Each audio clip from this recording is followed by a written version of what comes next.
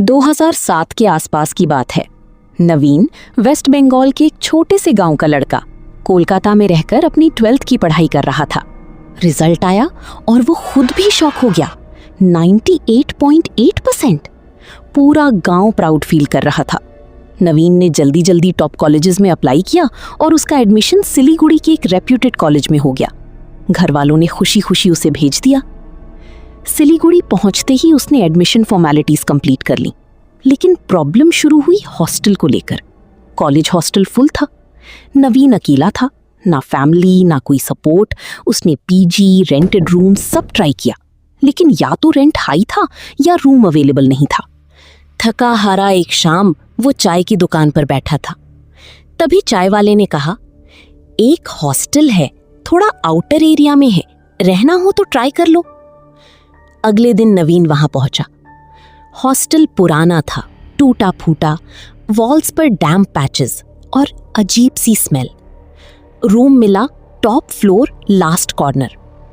जैसे ही उसने दरवाजा खोला, एक सड़ी हुई स्मेल आई, जैसे किसी डेड बॉडी की। उसका दिल थोड़ा घबराया, लेकिन उसने सोचा एडजस्ट कर लूंगा। दिन गुजरते गए।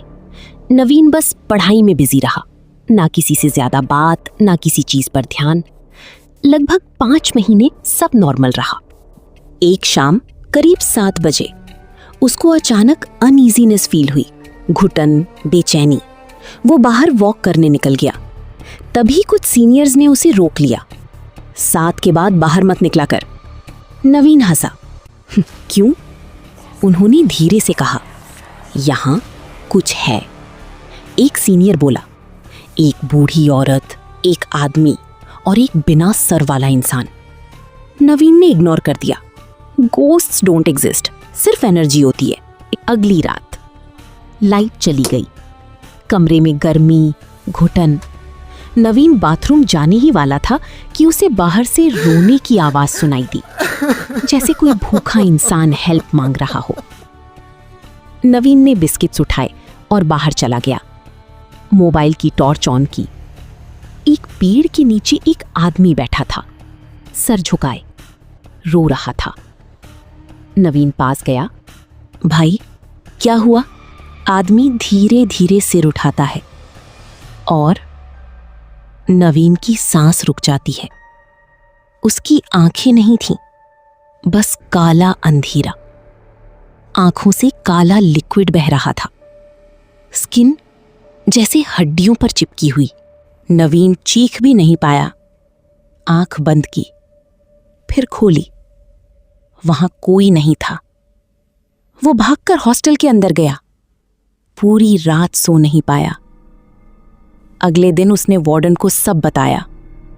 वार्डन कुछ देर चुप रहा और रात को अनाउंसमेंट कर दिया, 8 के बाद कोई रूम से बाहर नहीं निकलेगा। कुछ दिन तक नवीन ने रूल फॉलो किया।